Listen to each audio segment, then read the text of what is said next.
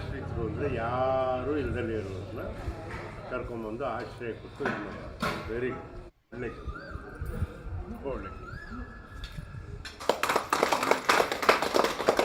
ಮುಂದೆ ಭವಿಷ್ಯದಲ್ಲಿ ಅತ್ಯುತ್ತಮ ರಾಜಕಾರಣಿಯಾಗಿ ಬೆಳೆಯುವಂಥವ್ರು ಕಲಾವಿದೆ ಮತ್ತು ರೇಣು ಅವರು ಒಂದೆರಡು ಮಾತಾಡಬೇಕು ಅಂತ ನಾನು ಕಳಕಳಿಯಿಂದ ವಿಜ್ಞಾಪನೆ ಮಾಡ್ಕೊಳ್ತೀನಿ. ರಾಜಕಾರಣಿ ಎಲ್ಲ ಸದ್ಯ ಕಲಾವಿದೆ ಆಗಿದ್ದೀನಿ. ದೊಡ್ಡ ಸರ್ಗೆ ಖುಷಿ ಆಯಿತು. Thank you so much. ನಿಜ ಹೇಳಬೇಕು ಅಂದರೆ ಯೋಗಿನ ನಾವು ಈಗಲ್ಲ, ತುಂಬ ವರ್ಷಗಳಿಂದ ಪಾಪ ಅವರು ಶುರುವಾದಾಗಿಂದ ನೋಡ್ತಾ ಇದ್ದೀವಿ.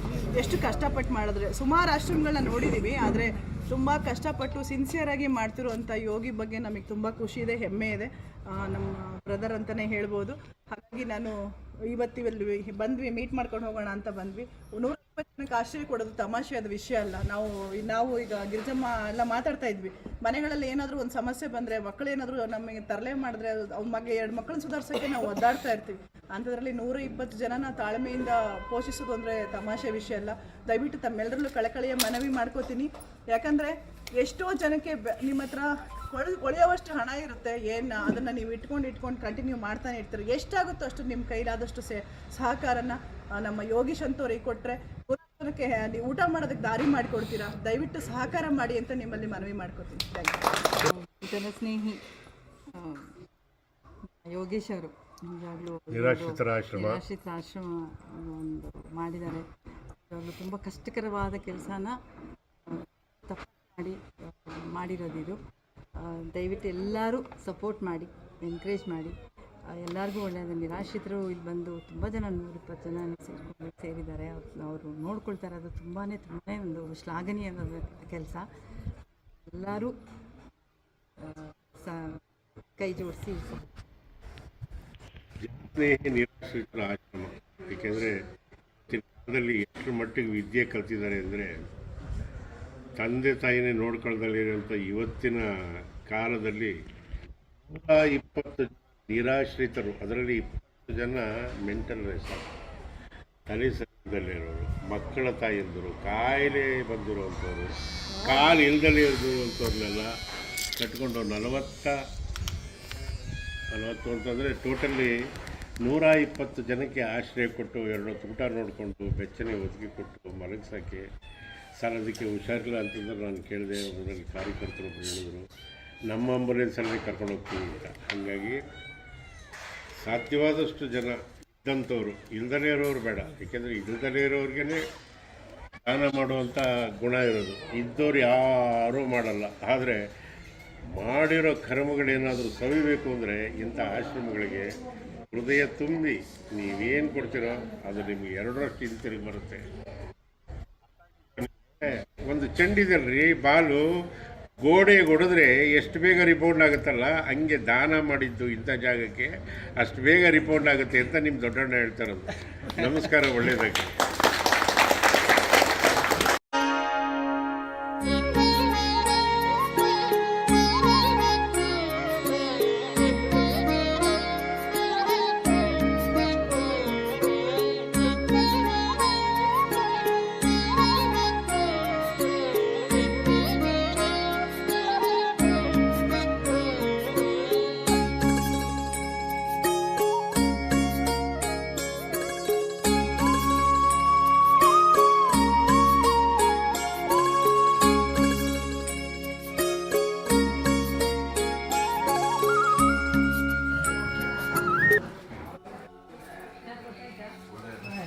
ಗೊತ್ತಿಲ್ಲ ಅನ್ನೋ ಮಾತೇ ಇಲ್ಲ ಬಿಡಿ. ನಮಗೆ ಗೊತ್ತಿದೆ, ಅವ್ರು ಗೊತ್ತಿಲ್ಲ ಅಂದರೆ ಅಷ್ಟೇ. ಈ ಸಾಧ್ಯ ಇಲ್ಲ ಕರ್ನಾಟಕ.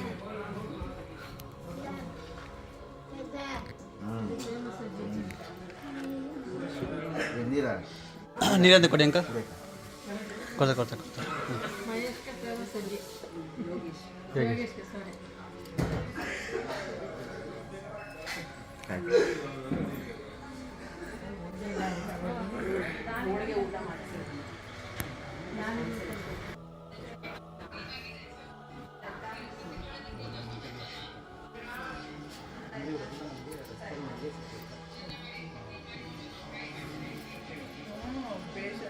ಮನೆಗಳಲ್ಲಿ ಒಬ್ರು ನೋಡ್ಕೊಳ್ಳೋದೇ ಕಷ್ಟ ಇರುತ್ತೆ.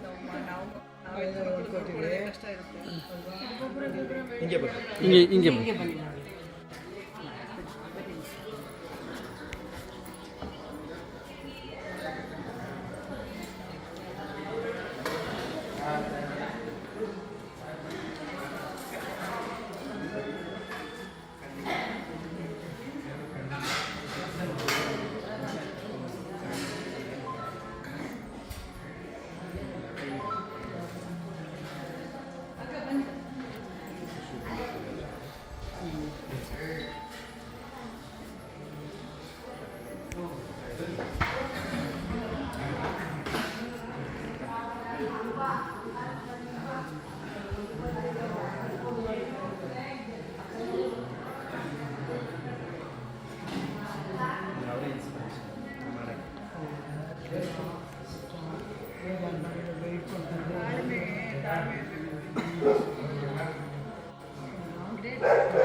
ಸಂಸಾರ ಸಾಕದೆ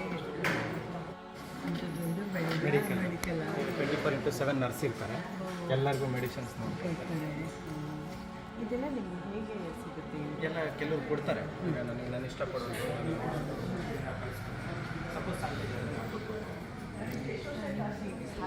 ಎಲ್ಲ ಪಬ್ಲಿಕ್ ಗೌರ್ಮೆಂಟ್ ಎಮ್.ಎಲ್.ಎ ಎಂಪಿಗಳು ಯಾರು ಕೊಡ್ತಾರೆ. ಆಮೇಲೆ ನಾವು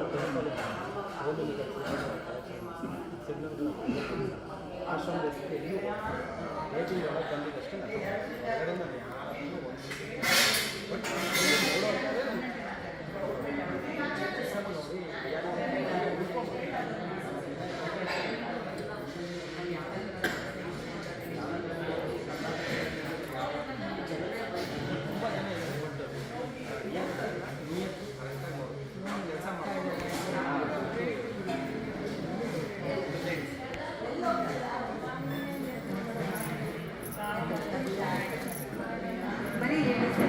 ನೋಡಿ ಅಲ್ಲಿ ಮಿಕ್ಸ್ ಸ್ವಲ್ಪ ಜೆಂಟ್ಸ್ ಜಾಸ್ತಿ ಇದೆ ಅಲ್ಲಿ, ಸಾಕಾಗ್ತಿಲ್ಲ ಲೇಡೀಸಿಗೆ ಜಾಗ ಅಂದ್ಬಿಟ್ಟು ನಾನು ಸ್ವಲ್ಪ ಬಿ ಪಿ ಶುಗರು ಸೊ ಏನೋ ದೇವ್ರ ಇಚ್ಛೆಯಿಂದ ಯಾರು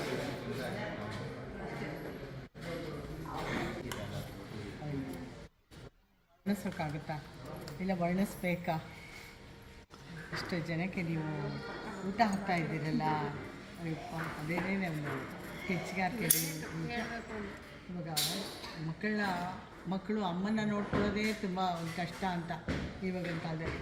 ಸದ್ಯ ನಮ್ಮ ಮನೇಲಿ ಇರೋರೆಲ್ಲರೂ ಈ ಥರ ಒಂದು ದಾನ ಮಾಡೋವಂಥ ಸ್ವಭಾವದವರೇ ಇರೋದ್ರಿಂದ ನಾವು ನೆಮ್ಮದಿಯಾಗಿದ್ದೀವಿ. ಎಷ್ಟೋ ಜನರ ಮನೇಲಿ ಇವಾಗ ನೋಡ್ತಾ ಇದ್ದೀವಿ ನೋಡಿ, ವಯಸ್ಸಾದವ್ರನ್ನ ಬಿಟ್ಬಿಟ್ಟು ಅವರೆಲ್ಲ ಎಷ್ಟು ಚೆನ್ನಾಗಿ ಬದುಕಿ ಅವ್ರಿಗೆ ಕೊಟ್ಟಿರೋರು. ಅವ್ರಿಗೆ IPS ಇದ್ದಾರೆ ಒಳಗಡೆ ಹೋಗ್ಬಿಟ್ಟು. ಅವ್ರ ಬಂದು ಇಲ್ಲಿ ಇರ್ತಾರೆ ಅಂತಂದರೆ ಅವ್ರ ಮನಸ್ಸಿಗೆ ಎಷ್ಟು ಸಂಕಟ ಆಗ್ತಿರುತ್ತೆ. ಆ ಸಂಕಟನೆಲ್ಲ ನೀವು ಹೋಗ್ಲಾಡಿಸ್ತಾ ಇದ್ದಾರಲ್ಲ. ದೇವರ ಆಯುಸ್ಸು ಆರೋಗ್ಯ ನಿಮಗೆ ಕೊಟ್ಟು ಕಾಪಾಡಿ ಇಂಥ ನೂರಾರು ಜನ ನೋಡ್ಕೊಳ್ಳುವಂಥ ಶಕ್ತಿ ನಿಮಗೆ ಸಿಗುತ್ತೆ. ಕರ್ನಾಟಕ ಜನರಿಗೆ ಏನು ಹೇಳ್ತಾರೆ? ಕರ್ನಾಟಕ ಜನತೆ ಅಂತೂ ದಾನ ಚಿಂತಾಮಣಿಗಳು ಅಂತ ಹೇಳ್ಬೋದು. ಅವ್ರಿಗೆ ಅವರಿಂದನೇ ಇವರೆಲ್ಲ ಬದುಕ್ತಾ ಇರೋದು. ನಾವು ಕೂಡ ನಿಮ್ಮ ಪ್ರೋತ್ಸಾಹದಿಂದಲೇ ಬದುಕ್ತಾ ಇರೋದು. ಸೊ ನಿಮಗೆ ತುಂಬ ಧನ್ಯವಾದಗಳು. ನೋಡಿ, ಈ ಥರದ್ದು ಎಷ್ಟೋ ಆಶ್ರಮಗಳಿದೆ. ಎಲ್ಲರನ್ನೂ ಕೈಲಾದಷ್ಟು ಸಹಾಯ ಮಾಡಿ. ಇಷ್ಟೇ ಮಾಡಬೇಕು ಅಂತ ಏನಿಲ್ಲ, ನಿಮ್ಮ ಕೈಲಾದಷ್ಟು ಸಹಾಯ ಮಾಡಿ. ಅವ್ರಿಗೂ ಒಂದು ಬದುಕು ಇರೋವರೆಗೂ ಅವ್ರು ನೆಮ್ಮದಿಯಿಂದ ಬದುಕೋ ಹಾಗೆ ನೋಡ್ಕೊಳ್ಳಿ ಅಂತ.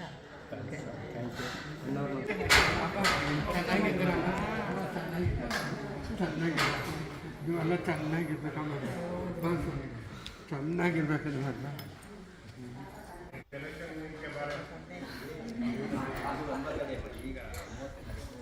ಯಾಕೆಂದರೆ ಮನೆ ತಲುಪಿಸ್ಬೇಕು, ನಿನಗೆ ಪಬ್ಲಿಸಿಟಿ ಬೇಕು, ನನಗೆ ಕೆಲಸ ಬೇಕು, ಸರ್ಕಾರ ಕೆಲಸ ಆಗಬೇಕು. 7 ಗಂಟೆವರೆಗೂ 7:15ವರೆಗೂ ಭಾಳ ಭಾಳ ನನಗೆ ಗೊತ್ತಿದೆ ನೋಡು. ಎಣ್ಣೆ ಮೇಲಿಗೆ ಹೋಗೋಕ್ಕಾಗಲ್ಲ, ಯಾರು ಹೇಳಿದ್ರು ಅಂತ ನೀನು ನಂಬಿಡ್ಬೇಡ. ನೆಲಮಂಗಲಕ್ಕೆ ಹೋಗೋದಷ್ಟೇ.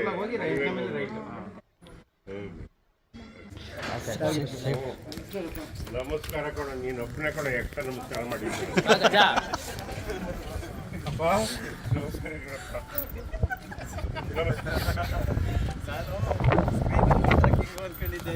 ರಿಯಲ್ ಲೈಫಲ್ಲೂ ಹಿಂಗೆ ಇವರು. ಅದು ಕಾರ್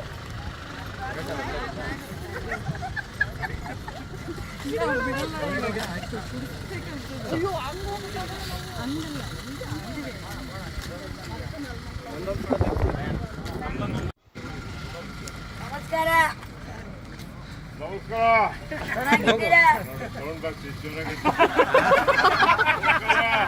ನಮಸ್ಕಾರ ಬನ್ನಿ ಬನ್ನಿ. ಕೇಳಿದೆ ಅದಕ್ಕೇನೆ.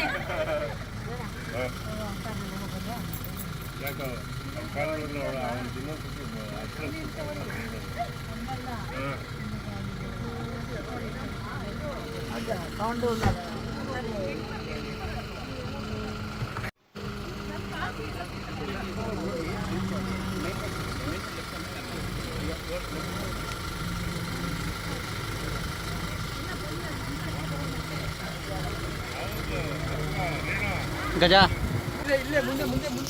ಏನ್ ತಾನೇ? ನಮಸ್ಕಾರ, ಚೆನ್ನಾಗಿದ್ದೀರಾ? ನಮಸ್ಕಾರ ಹೊಡಿಕೆ ಹೋಗಿ ಸಾಕು ಸಾಕ ಇನ್ನೇನು ಹೇಳಿ? 50 ನಮಸ್ಕಾರ ಹೊಡಿತಾ ಇದೆಯಾ ಮಗಳಪ್ಪ ಈ ಕತೆ ನೀನು ಹೇಳ್ತಾರೆ ಅಂತ ನಾನು